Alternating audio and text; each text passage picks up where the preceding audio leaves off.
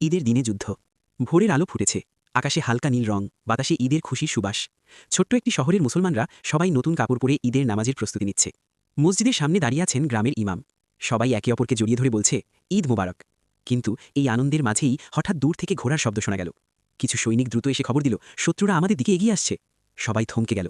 আনন্দের পরিবেশ মুহূর্তেই চিন্তায় ভরে গেল। গ্রামের এক যুবক বলল, আজ তো ঈদের দিন, আমরা কি যুদ্ধ করব? ইমাম সাহিব শান্ত কণ্ঠে বললেন, ইসলাম শান্তির ধর্ম। আমরা কখনো যুদ্ধ চাই না, কিন্তু যদি আমাদের উপর আক্রমণ আসে তখন নিজেদের রক্ষা করা আমাদের দায়িত্ব। আরেকজন বৃদ্ধ বললেন, আমরা আগে নামাজ আদায় করি, আল্লাহর কাছে সাহায্য চাই, তারপর সিদ্ধান্ত নেব। সবাই একসাথে ঈদের নামাজ আদায় করল। নামাজ শেষে তারা দোয়া করল, হে আল্লাহ, তুমি আমাদের শান্তি দাও, আমাদের রক্ষা করো। এরপর তারা যুদ্ধের জন্য নয়, নিজেদের পরিবার ও শহরকে রক্ষা করার জন্য প্রস্তুত হল। যখন শত্রুরা কাছে এলো তারা দেখল এই মানুষগুলো আক্রমণ করতে নয়, শুধু নিজেদের রক্ষা করতে দাঁড়িয়ে আছে। কিছুক্ষণ পর শত্রুরা পিছিয়ে গেল। ঈদের দিন রক্তপাত হল না, বরং সেই দিনটি হয়ে উঠল ধৈর্য, ঈমান এবং শান্তির একটি উদাহরণ।